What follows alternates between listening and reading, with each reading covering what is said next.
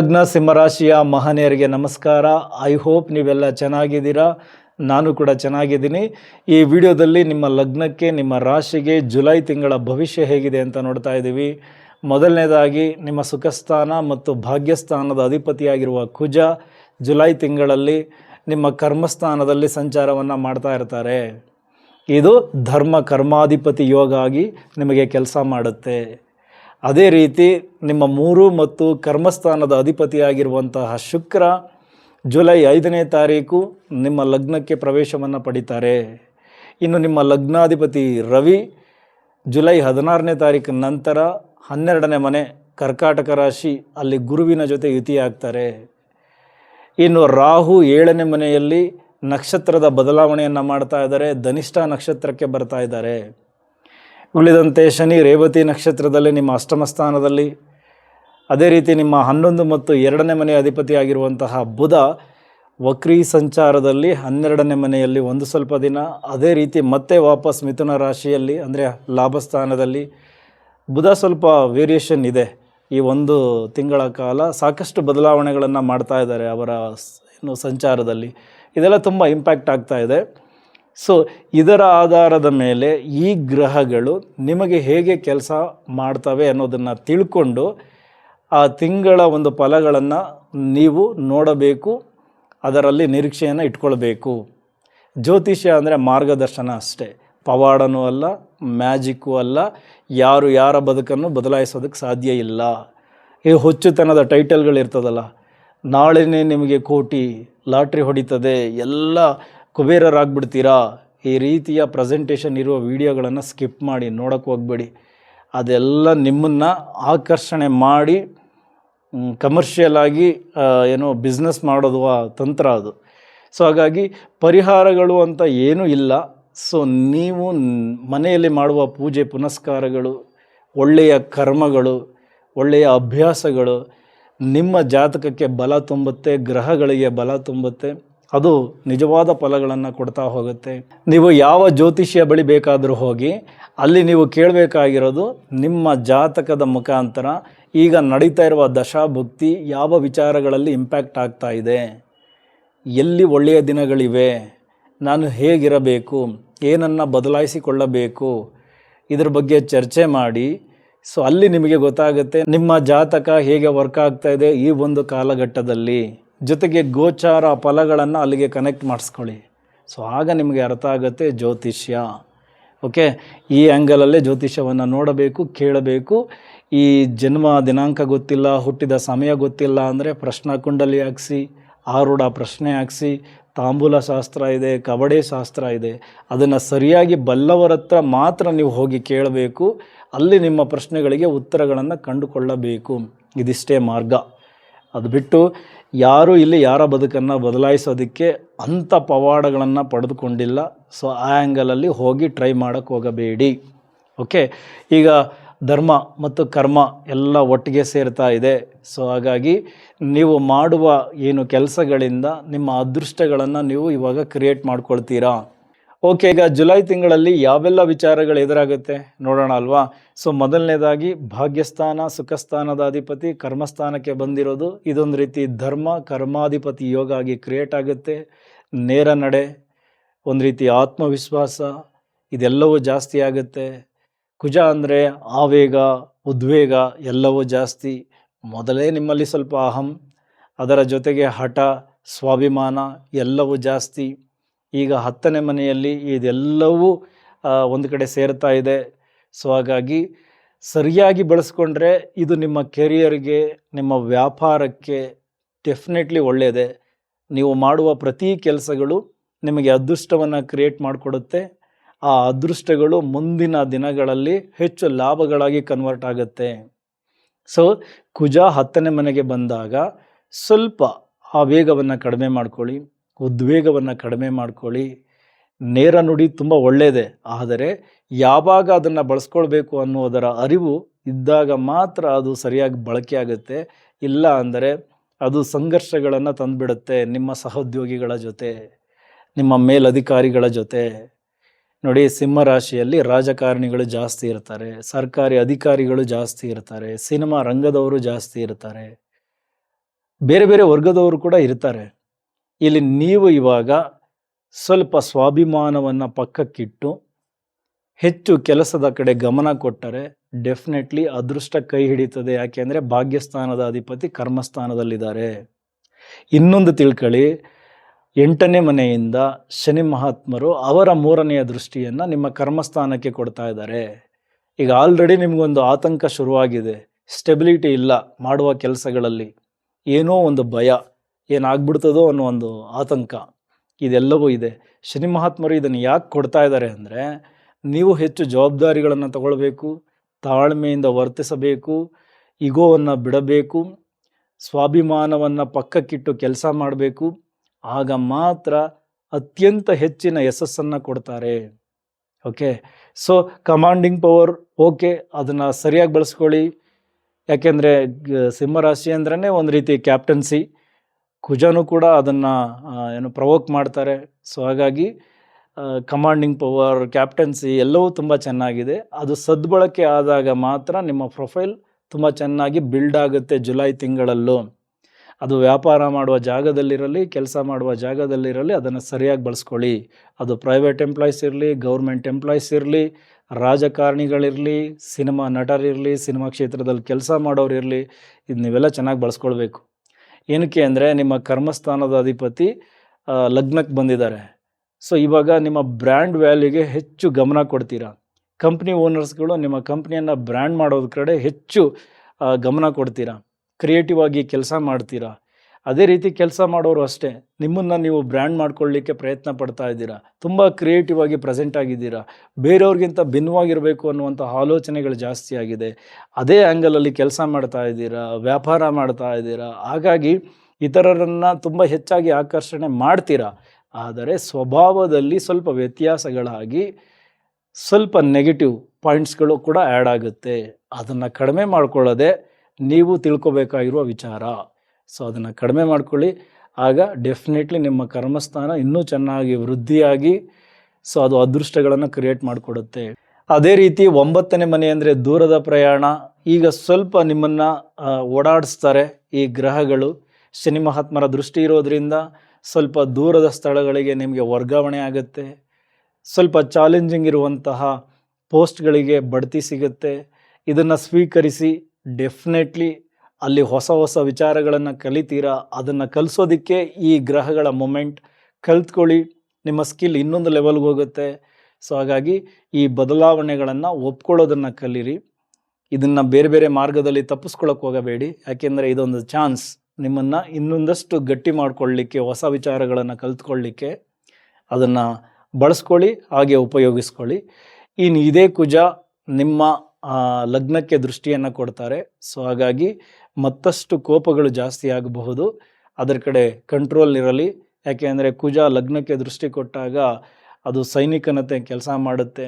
ಎಲ್ಲಿಲ್ಲದ ಆವೇಗ, ಉದ್ವೇಗ, ಶಕ್ತಿ ಎಲ್ಲವೂ ಜಾಸ್ತಿಯಾಗಿ ಸ್ವಲ್ಪ ಒಂದೇ ಕಡೆ ನಿಲ್ಲಲ್ಲ. ಓಡಾಟಗಳು ಜಾಸ್ತಿ, ಏನು ಕೇಳಲ್ಲ, ಬೇರೆಯವ್ರನ್ನ ಅರ್ಥ ಮಾಡ್ಕೊಳ್ಳಲ್ಲ, ಇದೆಲ್ಲವೂ ಆಗ್ತಾ ಇರುತ್ತೆ ನಿಮಗೆ. ಸೊ ಹಂಗಾಗಿ ಸ್ವಲ್ಪ ಕಂಟ್ರೋಲಲ್ಲಿರಿ. ಅದೇ ರೀತಿ 9ನೇ ಮನೆ ಸರ್ಕಾರದ ವಿಚಾರಗಳು, ನಮ್ಮ ಬಾಸ್, ನಮ್ಮ ತಂದೆ, ಈ ಎಲ್ಲ ವಿಚಾರಗಳಿಗೂ ಕನೆಕ್ಟ್ ಆಗುತ್ತೆ.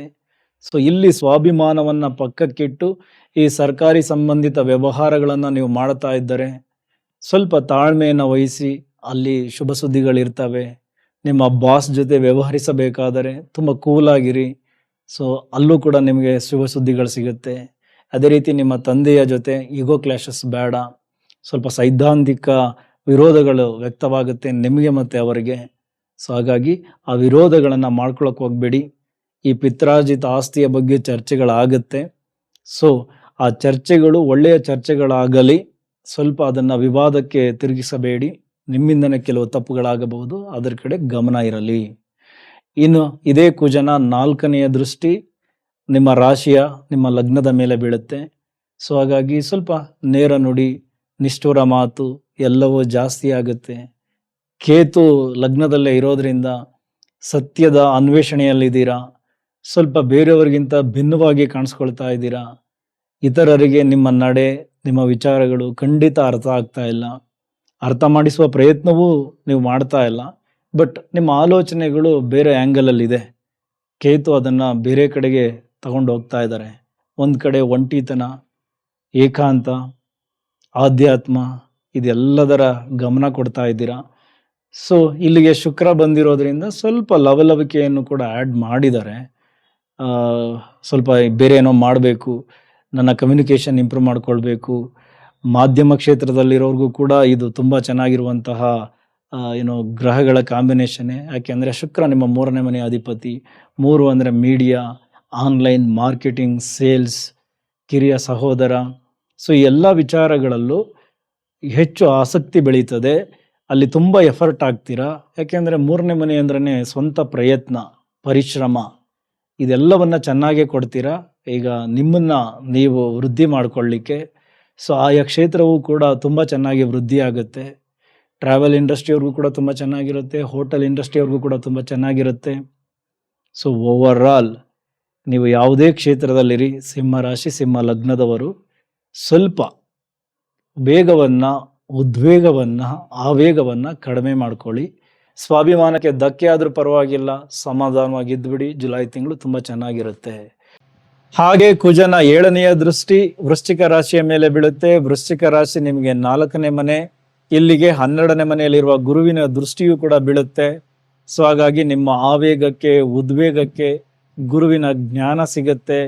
ಕಂಟ್ರೋಲಿಗೆ ಬರ್ತೀರಾ. ಆಸ್ತಿ ವಿಚಾರದಲ್ಲಿ ತುಂಬ ಆತುರತೆ ಮಾಡಲ್ಲ. ಈ ವಾಹನ ಖರೀದಿ, ಭೂಮಿ ಖರೀದಿ ಈ ಥರದ ವಿಚಾರಗಳಲ್ಲಿ ಆರಂಭದಲ್ಲಿ ಸ್ವಲ್ಪ ಆವೇಗ, ಉದ್ವೇಗ ಎಲ್ಲ ಜಾಸ್ತಿಯಾಗಿ ಏನೋ ತಪ್ಪುಗಳಾಗ್ಬಿಡ್ಬಹುದೇನೋ ಅಂತ ಇರುತ್ತೆ. ಬಟ್ ಗುರುವಿನ ಜ್ಞಾನ ಸರಿಯಾಗಿ ಕೆಲಸ ಮಾಡಿ ಆ ಥರದ ವಿಚಾರಗಳಲ್ಲಿ ಸರಿಯಾದ ನಿರ್ಧಾರಕ್ಕೆ ಬರ್ತೀರಾ. ಸೊ ಹಾಗಾಗಿ ಆಸ್ತಿ ಖರೀದಿ, ವೆಹಿಕಲ್ ಖರೀದಿ ಈ ಎಲ್ಲ ವಿಚಾರಗಳಲ್ಲೂ ಶುಭ ಸುದ್ದಿಗಳು ಖಂಡಿತ ಜುಲೈ ತಿಂಗಳಲ್ಲಿದೆ. ತಾಯಿಯ ಆರೋಗ್ಯದಲ್ಲಿ ಸ್ವಲ್ಪ ವ್ಯತ್ಯಾಸಗಳಾಗಬಹುದು, ಬಟ್ ಗುರುವಿನ ದೃಷ್ಟಿ ಇರೋದ್ರಿಂದ ತುಂಬ ದೊಡ್ಡ ತೊಂದರೆಗಳಿಲ್ಲ. ಅದೇ ರೀತಿ ಹಿರಿಯ ನಾಗರಿಕರಿಗೆ ಈ ಹೃದಯಕ್ಕೆ ಸಂಬಂಧಪಟ್ಟ ವಿಚಾರಗಳಲ್ಲಿ ಹೆಚ್ಚು ತೊಂದರೆಗಳಾಗಬಹುದು. ಕುಜ ಅಂದರೆ ರಕ್ತಕಾರಕ, BP ರಿಲೇಟೆಡ್ ಇಶ್ಯೂಸ್ ಜಾಸ್ತಿ ಆಗುತ್ತೆ. ಸೊ ಗುರು ಜ್ಞಾನ ಕೊಡ್ತಾರೆ, ಅದನ್ನು ಹೇಗೆ ಕಂಟ್ರೋಲ್ ಮಾಡ್ಕೊಳ್ಬೇಕು ಅಥವಾ ಸರಿಯಾದ ಮೆಡಿಕೇಶನ್ ಮಾಡ್ಕೊಳ್ಳೋದ್ರ ಕಡೆ ಖಂಡಿತ ಜ್ಞಾನ ಕೊಡ್ತಾರೆ. ಸೊ ಹಾಗಾಗಿ ಸ್ವಲ್ಪ ಮುನ್ನೆಚ್ಚರಿಕೆಗಳನ್ನು ತೆಗೆದುಕೊಳ್ಳಿ. ಈ ಆರೋಗ್ಯದಲ್ಲಿ ವ್ಯತ್ಯಾಸಗಳು ಖಂಡಿತ ಜುಲೈ ತಿಂಗಳಲ್ಲಿ ಆಗುತ್ತೆ. ಸೊ ಅದೇ ರೀತಿ ಕುಜನ 8ಮ ದೃಷ್ಟಿ ನಿಮ್ಮ 5ನೇ ಮನೆಗೆ ಬೀಳುತ್ತೆ. ಸೊ 5ನೇ ಮನೆ ಅಂದರೆ ಹೂಡಿಕೆಯ ಸ್ಥಾನ. ಸ್ವಲ್ಪ ಆತುರಗಳು ಬೇಡ ಹೂಡಿಕೆಯ ವಿಚಾರಗಳಲ್ಲಿ. ತಪ್ಪು ಲೆಕ್ಕಾಚಾರಗಳಲ್ಲಿ ಲಾಸಸ್ ಆಗ್ಬಿಡ್ಬೋದು. ಅದೇ ರೀತಿ ಪ್ರೀತಿ ಪ್ರೇಮದ ವಿಚಾರಗಳಲ್ಲಿ ಈಗೋ ಕ್ಲಾಶಸ್ ಬೇಡ. ಸಂಬಂಧಗಳನ್ನು ಉಳಿಸೋದ್ರ ಕಡೆ ಗಮನ ಕೊಡಿ. ಇನ್ನು ಹೈಯರ್ ಸ್ಟಡೀಸ್ಗೆ ನೀವೇನಾದರೂ ಪ್ಲ್ಯಾನ್ ಮಾಡ್ಕೊಂಡಿದ್ದರೆ ಡೆಫಿನೆಟ್ಲಿ ಜುಲೈ ತಿಂಗಳು ಸಪೋರ್ಟಿವ್ ಆಗಿರುತ್ತೆ.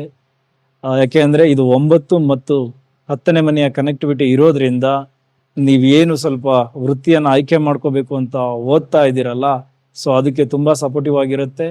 ಆ್ಯಂಡ್ ನಿಮ್ಮ 5ನೇ ಮನೆಯ ಅಧಿಪತಿ 12ನೇ ಮನೆಯಲ್ಲಿ ಇರೋದ್ರಿಂದ ಈ ವಿದೇಶಕ್ಕೆ ನೀವು ಓದಲಿಕ್ಕೆ ಟ್ರೈ ಮಾಡ್ತಾ ಇದ್ದರೆ, ಅಲ್ಲಿ ವೀಸಾ ರಿಲೇಟೆಡ್ ಇಶ್ಯೂಸ್ ಇತ್ತು, ಅಡ್ಮಿಷನ್ ರಿಲೇಟೆಡ್ ಇಶ್ಯೂಸ್ ಇತ್ತು, ಅದೆಲ್ಲವೂ ಸರಿ ಹೋಗುತ್ತೆ.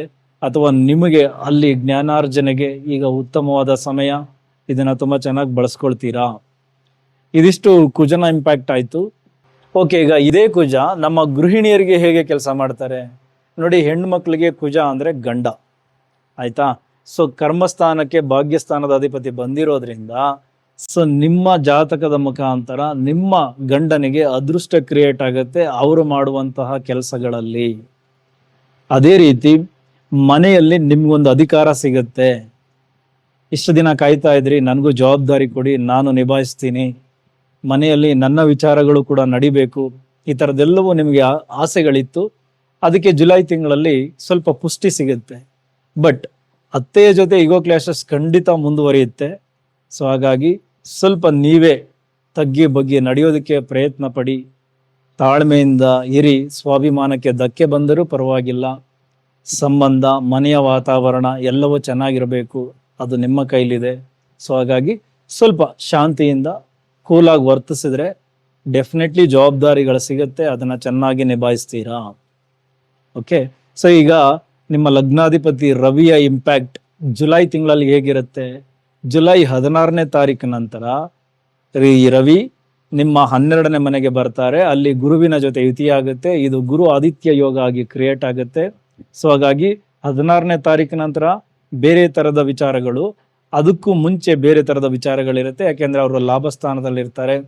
ನಿಮ್ಮ ನೆಟ್ವರ್ಕ್ ವಲಯ ತುಂಬಾ ಚೆನ್ನಾಗಿ ಇಂಪ್ರೂವ್ ಆಗಿರುತ್ತೆ. ರಾಜಕೀಯ ಕ್ಷೇತ್ರದಲ್ಲಿರೋರಿಗೆ, ಸರ್ಕಾರಿ ವಲಯದಲ್ಲಿರೋರಿಗೆ, ದೊಡ್ಡ ದೊಡ್ಡ ಉನ್ನತ ಅಧಿಕಾರಿಗಳು, ದೊಡ್ಡ ದೊಡ್ಡ ರಾಜಕೀಯ ವ್ಯಕ್ತಿಗಳು, ಸಿನಿಮಾ ಕ್ಷೇತ್ರದಲ್ಲಿರೋರಿಗೆ, ದೊಡ್ಡ ದೊಡ್ಡ ನಟರು ಅಥವಾ ನಿರ್ದೇಶಕರು, ಇವರೆಲ್ಲ ಪರಿಚಯ, ನಿಮ್ಮ ನೆಟ್ವರ್ಕ್ ಇಂಪ್ರೂವ್ ಮಾಡಿಕೊಂಡು ಅವರ ಮುಖಾಂತರ ನಿಮ್ಮ ಕೆರಿಯರನ್ನು ಇಂಪ್ರೂವ್ ಮಾಡ್ಕೊಳ್ಳೋದಕ್ಕೆ ತುಂಬ ಚೆನ್ನಾಗಿರುತ್ತೆ ಮೊದಲ 15 ದಿನ. ನಂತರ ಈ ದೂರದ ಸ್ಥಳಗಳಲ್ಲಿ ಕೆಲಸ ಮಾಡೋರಿಗೆ, ವಿದೇಶಿ ಸಂಪರ್ಕ ಇರೋರಿಗೆ, ವ್ಯಾಪಾರ ಮಾಡ್ತಾ ಇರೋರಿಗೆ, ಅಲ್ಲಿ ಓದ್ತಾ ಇರೋರಿಗೆ ಈ ರವಿಯ ಮೂಮೆಂಟ್ ತುಂಬ ಚೆನ್ನಾಗಿ ಕೆಲಸ ಮಾಡುತ್ತೆ. ಗುರು ನಿಮ್ಮ ಅಷ್ಟಮ ಸ್ಥಾನದ ಅಧಿಪತಿ 12ನೇ ಮನೆಯಲ್ಲಿರೋದು ಇದೊಂದು ರೀತಿ ವಿಪರೀತ ರಾಜಯೋಗ. ಹಲವಾರು ಸಂಕಷ್ಟಗಳ ನಡುವೆ ಜಯ ನಿಮಗೆ ಸಿಗೋದು. ಅದು ಕೋರ್ಟ್ ಕೇಸಿನ ವಿಚಾರ ಇರಲಿ, ಅಥವಾ ವ್ಯಾಪಾರದ ಕಾಂಪಿಟೇಷನ್ ಇರಲಿ, ಕಾಂಪಿಟೇಟಿವ್ ಎಕ್ಸಾಮ್ ಇರಲಿ, ಅಥವಾ ನಿಮ್ಮ ಶತ್ರುಗಳ ತಂತ್ರಗಳಿರಲಿ, ಏನೇ ಆಗಲಿ ನಿಮಗೆ ಸಾಕಷ್ಟು ಹೋರಾಟಗಳ ನಡುವೆ, ಸಾಕಷ್ಟು ಅಡೆತಡೆಗಳ ನಡುವೆ ಅಂತಿಮವಾಗಿ ಗೆಲುವು ಸಿಗುತ್ತೆ. ಇದು ಬರೀ ಈ ತಿಂಗಳಲ್ಲ, 1 ವರ್ಷಗಳ ಕಾಲ ಖಂಡಿತ ಗುರು ನಿಮಗೆ ಆ ಥರದ ವಿಚಾರಗಳಲ್ಲಿ ಜಯವನ್ನು ತಂದು ಕೊಡ್ತಾರೆ. ಇದೇ ವಿಪರೀತ ರಾಜಯೋಗ ಕೆಲಸ ಮಾಡುವ ಪರಿ. ಓಕೆ, ಇನ್ನು ರವಿ ಬಂದು ನಿಮ್ಮ 6ನೇ ಮನೆಗೆ ದೃಷ್ಟಿಯನ್ನು ಕೊಡ್ತಾ ಇರೋದ್ರಿಂದ ಈ ರೋಗಗಳ ವಿರುದ್ಧ ಹೋರಾಡೋದಕ್ಕೆ ದೇಹಕ್ಕೆ ಶಕ್ತಿ ಕೊಡ್ತಾರೆ. ಶತ್ರುಗಳ ವಿರುದ್ಧ ಹೋರಾಡೋದಕ್ಕೆ ಮತ್ತಷ್ಟು ಬಲ ಸಿಗುತ್ತೆ. ಶತ್ರುಗಳ ನಿರ್ನಾಮ ಆಗುತ್ತೆ. ಸೊ ಡೆಫಿನೆಟ್ಲಿ 6ನೇ ಮನೆಯು ಕೂಡ ನಿಮಗೆ ತುಂಬ ಚೆನ್ನಾಗಿ ಜುಲೈ ತಿಂಗಳಲ್ಲಿ ಕೆಲಸ ಮಾಡಿಕೊಡುತ್ತೆ. ಆ ವಿಚಾರಗಳಿಗೆ ಸಂಬಂಧಪಟ್ಟಂತೆ ಹೆಚ್ಚು ಲಾಭಗಳನ್ನು ಪಡಿತೀರಾ. ಇನ್ನು ಈ ಗುರು ಮತ್ತು ರವಿಯ ಯುತಿ ಡೆಫಿನೆಟ್ಲಿ ನೀವು ಮಾಡುವ ಕೆಲಸಗಳಿಗೆ ಕೀರ್ತಿ, ಪ್ರಶಂಸೆ ಎಲ್ಲ ತಂದು ಕೊಡುವ ರೀತಿ ನಿಮಗೆ ಕೆಲಸ ಮಾಡಿಕೊಡುತ್ತೆ. ಸೊ ಹಾಗಾಗಿ ಈ ರವಿಯ ಇಂಪ್ಯಾಕ್ಟ್ ಕೂಡ ಜುಲೈ ತಿಂಗಳಲ್ಲಿ ತುಂಬ ಚೆನ್ನಾಗಿರುತ್ತೆ. ಅದನ್ನು ಎಲ್ಲ ಕ್ಷೇತ್ರದವರು ತುಂಬ ಚೆನ್ನಾಗಿ ಬಳಸ್ಕೊಳ್ತೀರಾ. ಓಕೆ, ಇನ್ನು ನಿಮ್ಮ 7ನೇ ಮನೆಯಲ್ಲಿ ರಾಹು ಧನಿಷ್ಠ ನಕ್ಷತ್ರಕ್ಕೆ ಬಂದಿರೋದು ಇದು ಸಂಪತ್ತನ್ನು ಜಾಸ್ತಿ ಮಾಡುತ್ತೆ, ಜನಸಂಪರ್ಕವನ್ನು ಜಾಸ್ತಿ ಮಾಡುತ್ತೆ. ನಿಮ್ಮ ವಿಚಾರಗಳು ಸಾರ್ವಜನಿಕ ವಲಯದಲ್ಲಿ ತುಂಬ ಚರ್ಚೆಗೆ ಬರುತ್ತೆ. ಸ್ಪೆಷಲಿ ಇದು ರಾಜಕಾರಣಿಗಳಿಗೆ ತುಂಬ ಚೆನ್ನಾಗಿರುತ್ತೆ. ಅಥವಾ ಸಾರ್ವಜನಿಕ ವಲಯಕ್ಕೆ ಯಾರ್ಯಾರು ಕನೆಕ್ಟ್ ಆಗಿದ್ದೀರಾ, ಸರ್ಕಾರಿ ಅಧಿಕಾರಿಗಳು, ರಾಜಕೀಯ ವ್ಯಕ್ತಿಗಳು, ಸಿನಿಮಾ ರಂಗದವರು, ನಿಮ್ಮೆಲ್ಲರಿಗೂ ಇದು ಆಕರ್ಷಣೆಗಳನ್ನು ಹೆಚ್ಚು ಮಾಡಿಕೊಳ್ಳಿಕ್ಕೆ, ನಿಮ್ಮ ಕಡೆ ಎಲ್ಲರೂ ಗಮನ ಕೊಡಲಿಕ್ಕೆ ರಾಹು ಧನಿಷ್ಠ ನಕ್ಷತ್ರಕ್ಕೆ ಬಂದಿರೋದು ತುಂಬ ಚೆನ್ನಾಗಿರುತ್ತೆ. ಸೊ ಇದನ್ನು ತುಂಬ ಚೆನ್ನಾಗಿ ಎನ್ಕ್ಯಾಶ್ ಮಾಡ್ಕೊಳ್ಳಿ ಆಯಾ ಕ್ಷೇತ್ರದಲ್ಲಿರೋರು. ಆದರೆ ವೈವಾಹಿಕ ಜೀವನಕ್ಕೆ ಬಂದಾಗ ಸೊ ಮೊದಲೇ ರಾಹು ವಿಚಿತ್ರವಾದ ನಡೆ ನಿಮ್ಮ ಸಂಗಾತಿಯಿಂದ, ಈಗ ಕುಜ ಬೇರೆ ಬಂದರು, ಇನ್ನಷ್ಟು ಕೋಪ, ಇನ್ನಷ್ಟು ಆವೇಗ ಎಲ್ಲವೂ ಜಾಸ್ತಿ ಆಯಿತು. ಈಗ ಅವ್ರು ಇನ್ನೂ ಅರ್ಥ ಆಗದ ರೀತಿ ನಡ್ಕೊಳ್ತಾ ಇದ್ದಾರೆ, ಔಟ್ ಆಫ್ ದ ಬಾಕ್ಸ್ ಯೋಚನೆ ಮಾಡ್ತಾ ಇದ್ದಾರೆ. ಈ ದಾಂಪತ್ಯದ ವಿಚಾರಗಳಲ್ಲಿ ಗೊಂದಲಗಳು ಜಾಸ್ತಿ ಆಗಿದೆ. ಅವರ ನಡೆ ನಿಮ್ಗೆ ಅರ್ಥ ಆಗ್ತಾ ಇಲ್ಲ, ನಿಮ್ಮ ನಡೆ ಅವ್ರಿಗೆ ಅರ್ಥ ಆಗ್ತಾ ಇಲ್ಲ. ಓವರ್ ಆಲ್ ಗೊಂದಲ ಏರ್ಪಟ್ಟಿದೆ. ಅದೊಂದನ್ನು ಬಿಟ್ಟರೆ ಈ ಗ್ರಾಹಕರನ್ನು ಅಟ್ರಾಕ್ಟ್ ಮಾಡಲಿಕ್ಕೆ, ನಿಮ್ಮ ವ್ಯಾಪಾರವನ್ನು ವೃದ್ಧಿ ಮಾಡಿಕೊಳ್ಳಿಕ್ಕೆ ರಾಹು ಧನಿಷ್ಠ ನಕ್ಷತ್ರಕ್ಕೆ ಬಂದಿರೋದು ಡೆಫಿನೆಟ್ಲಿ ತುಂಬ ಚೆನ್ನಾಗಿ ಕೆಲಸ ಆಗುತ್ತೆ. ಬಟ್ ಪಾಲುದಾರಿಕೆಯ ವ್ಯವಹಾರಗಳಲ್ಲಿ ಸ್ವಲ್ಪ ಗೊಂದಲಗಳು ಏರ್ಪಡುತ್ತೆ. ಅದರ ಕಡೆ ಹೆಚ್ಚಿನ ಗಮನ ಕೊಡಿ. ಅಲ್ಲಿ ಅದನ್ನು ಸರಿ ಮಾಡ್ಕೊಳ್ಳೋದ್ರ ಕಡೆ ನೀವು ಹೆಚ್ಚು ಗಮನ ಕೊಟ್ಟರೆ ಆ ಪಾಲುದಾರಿಕೆಯ ವ್ಯವಹಾರವೂ ಕೂಡ ಕೈ ಹಿಡಿಯುತ್ತದೆ. ಇನ್ನು ಅಷ್ಟಮ ಶನಿಯ ಪ್ರಭಾವ ಈಗ ಆಲ್ರೆಡಿ ನಿಮ್ಗೆ ಅರ್ಥ ಆಗಿದೆ ನಾವು ಹೇಗಿರಬೇಕು ಅನ್ನೋದು. ಆರೋಗ್ಯದ ಕಡೆ ಹೆಚ್ಚು ಗಮನ, ಶಿಸ್ತು ಎಲ್ಲವನ್ನ ಕೊಡಬೇಕು.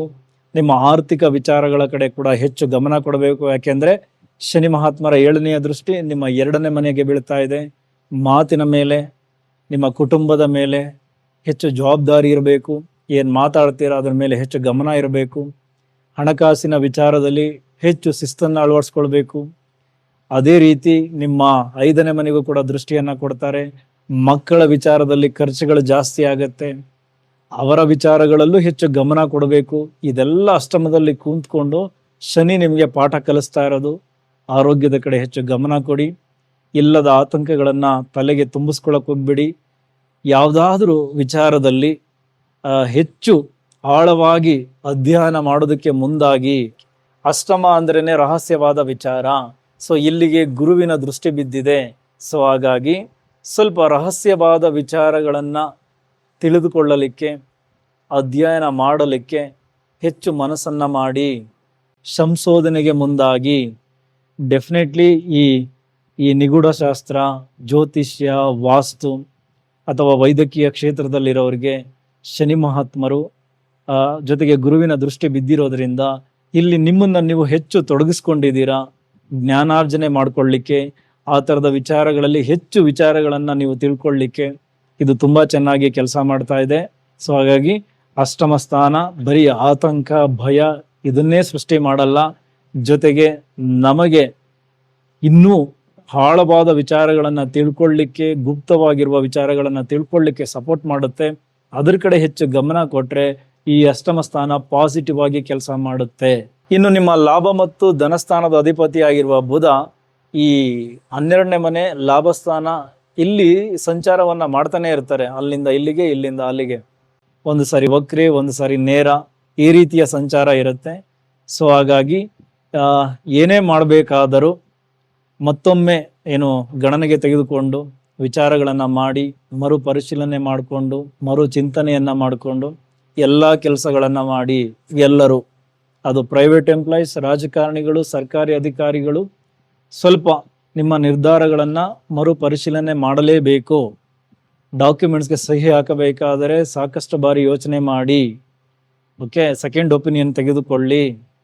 ಈ ಥರದ್ದೆಲ್ಲವೂ ಆಗುತ್ತೆ. ಡಾಕ್ಯುಮೆಂಟ್ಸ್ ಇಶ್ಯೂ ಆಗೋದು, ಕಮ್ಯುನಿಕೇಷನಲ್ಲಿ ಪ್ರಾಬ್ಲಮ್ ಆಗೋದು, ಮಾತು ಕೊಟ್ಟು ಸಿಗಾಕೊಳ್ಳೋದು, ಇದೆಲ್ಲವೂ ಆಗಬಹುದು. ಹಾಗಾಗಿ ಆ ಥರದ ವಿಚಾರಗಳಲ್ಲಿ ಹೆಚ್ಚು ಎಚ್ಚರಿಕೆ ಖಂಡಿತ ಬೇಕು ಜುಲೈ ತಿಂಗಳಲ್ಲಿ. ಇನ್ನು ಈ ತಿಂಗಳು ನಮಗೆ ಹೊಸದಾಗಿ ಕೆಲಸ ಸಿಗುತ್ತಾ? ಡೆಫಿನೆಟ್ ಆಗಿ ಕೆಲಸ ಸಿಗುತ್ತೆ. ಆ ಕೆಲಸ ನಿಮ್ಮ ಅದೃಷ್ಟವನ್ನೇ ಬದಲಾಯಿಸುತ್ತೆ. ನಿಮ್ಮ ಜೀವನ ಬೇರೆ ಟ್ರ್ಯಾಕ್ ಹತ್ರ ಬರುತ್ತೆ. ತುಂಬ ಚೆನ್ನಾಗಿ ಬಳಸ್ಕೊಳ್ಳಿ. ಕೆಲಸ ಚೇಂಜ್ ಮಾಡ್ಬೋದಾ? ಚೇಂಜ್ ಮಾಡಿ, ಅದು ನಿಮ್ಮ ಅದೃಷ್ಟವನ್ನು ಬದಲಾಯಿಸುತ್ತೆ. ಅದೇ ರೀತಿ ಮದುವೆಗೆ ಟ್ರೈ ಮಾಡ್ಬೋದಾ? ಪ್ರೊಫೈಲ್ಸ್ಗಳನ್ನು ಓಕೆ ಮಾಡ್ಬೋದಾ? ಈಗ ಬರುವಂತಹ ಪ್ರೊಫೈಲ್ ಸ್ವಲ್ಪ ಗೊಂದಲದಲ್ಲೇ ಇರುತ್ತೆ.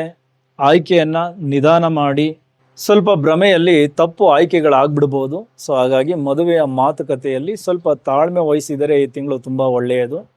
ವಿದ್ಯಾರ್ಥಿಗಳಿಗೆ 4ನೇ ಮನೆ ಕುಜನ ದೃಷ್ಟಿ ಜೊತೆಗೆ ಗುರುವಿನ ದೃಷ್ಟಿ ತುಂಬ ಚೆನ್ನಾಗಿದೆ. ತುಂಬ ಆಸಕ್ತಿಯನ್ನು ಕೊಡ್ತಾ ಇದ್ದೀರಾ. ಗುರುಗಳು ಮಾಡುವ ಪಾಠಗಳು ಕೂಡ ನಿಮ್ಮ ತಲೆಗೆ ಹೋಗ್ತಾ ಇದೆ. ಸೊ ಹಾಗಾಗಿ ಜ್ಞಾನಾರ್ಜನೆ ತುಂಬ ಚೆನ್ನಾಗಿದೆ. ಬಟ್ ಆರೋಗ್ಯದ ಕಡೆ ಹೆಚ್ಚು ಗಮನ ಕೊಡಿ. ಇನ್ನು ಕೃಷಿಗೆ ಸಂಬಂಧಪಟ್ಟಂತೆ ಡೆಫಿನೆಟ್ಲಿ ಕುಜನ ದೃಷ್ಟಿ ನಿಮ್ಮಲ್ಲಿ ಹೆಚ್ಚು ಆಸಕ್ತಿಯನ್ನು ಕೊಟ್ಟಿರುತ್ತೆ. ಆಕ್ಟಿವ್ ಆಗಿರ್ತೀರಾ, ಜಮೀನಲ್ಲಿ ಹೆಚ್ಚು ಕೆಲಸ ಮಾಡ್ತಾ ಇದ್ದೀರಾ. ಬಟ್ ಯಂತ್ರೋಪಕರಣಗಳ ಕಡೆ ಹೆಚ್ಚು ಗಮನ ಕೊಡಿ. ಅದು ಕೆಟ್ಟು ಅದರ ರಿಪೇರಿ ಖರ್ಚುಗಳು ಜಾಸ್ತಿ ಆಗಬಹುದು. ಉಳಿದಂತೆ ನಿಮ್ಮ ಬೆಳೆಗಳಿಗೆ ಹೆಚ್ಚು ಬೆಲೆ ಸಿಗೋದಕ್ಕೆ ಇದು ತುಂಬ ಚೆನ್ನಾಗಿರುವಂತಹ ಸಮಯ. ಒಟ್ಟಾರೆ ಸಿಂಹರಾಶಿ, ಸಿಂಹ ಲಗ್ನದ ಎಲ್ಲ ವರ್ಗದವರಿಗೂ ಇದೊಂದು ರೀತಿ ವಿಪರೀತ ರಾಜಯೋಗ, ಅದರ ಜೊತೆಗೆ ಗುರು ಆದಿತ್ಯ ಯೋಗ, ಕರ್ಮ ಧರ್ಮಾಧಿಪತಿ ಯೋಗ, ಇದೆಲ್ಲವೂ ಜುಲೈ ತಿಂಗಳಲ್ಲಿ ಕೆಲಸ ಮಾಡುತ್ತೆ. ಆವೇಗ, ಉದ್ವೇಗ, ಸ್ವಾಭಿಮಾನ ಎಲ್ಲವನ್ನ ಕಂಟ್ರೋಲಲ್ಲಿ ಇಟ್ಕೊಳ್ಳಿ. ನಿಮ್ಮನ್ನ ನೀವು ಬ್ರ್ಯಾಂಡ್ ಮಾಡ್ಕೊಳ್ಳೋದ್ರ ಕಡೆ ಗಮನ ಕೊಡಿ. ಸಣ್ಣ ಪುಟ್ಟ ಕೆಲಸ ಮಾಡ್ತಾ ಇದ್ರು ಪರವಾಗಿಲ್ಲ, ದೊಡ್ಡ ಮಟ್ಟದ ಕೆಲಸ ಮಾಡ್ತಾ ಇದ್ರು ಪರವಾಗಿಲ್ಲ, ಮಾಡೋ ಕೆಲಸವನ್ನೇ ಅಚ್ಚುಕಟ್ಟಾಗಿ ಮಾಡಿ. ಈ ಅಚ್ಚುಕಟ್ಟು ಕೆಲಸ ಡೆಫಿನೆಟ್ಲಿ ನಿಮಗೆ ಕೀರ್ತಿ, ಗೌರವ, ಹಣ ಎಲ್ಲವನ್ನ ತಂದುಕೊಡುತ್ತೆ. ಈ ತಿಂಗಳು ಆ ರೀತಿ ನಿಮಗೆ ಗ್ರಹಗಳ ಒಂದು ಸೆಟಪ್ ಇದೆ. ಅದನ್ನು ಸರಿಯಾಗಿ ಬಳಸ್ಕೊಂಡು ನಿಮ್ಮ ಕಾರ್ಯಕ್ಷೇತ್ರವನ್ನು, ವ್ಯಾಪಾರ ಕ್ಷೇತ್ರವನ್ನು, ಸಂಬಂಧಗಳ ವಿಚಾರವನ್ನು ಚೆನ್ನಾಗಿ ಮಾಡ್ಕೊಳ್ಳಿ. ಎಲ್ಲರಿಗೂ ಒಳ್ಳೆಯದಾಗಲಿ. ಇಲ್ಲಿಂದ ಮುಂದಿನ ದಿನಗಳು ನೀವು ಅಂದುಕೊಂಡಂತೆ ನಿಮಗೆ ಯಶಸ್ಸನ್ನು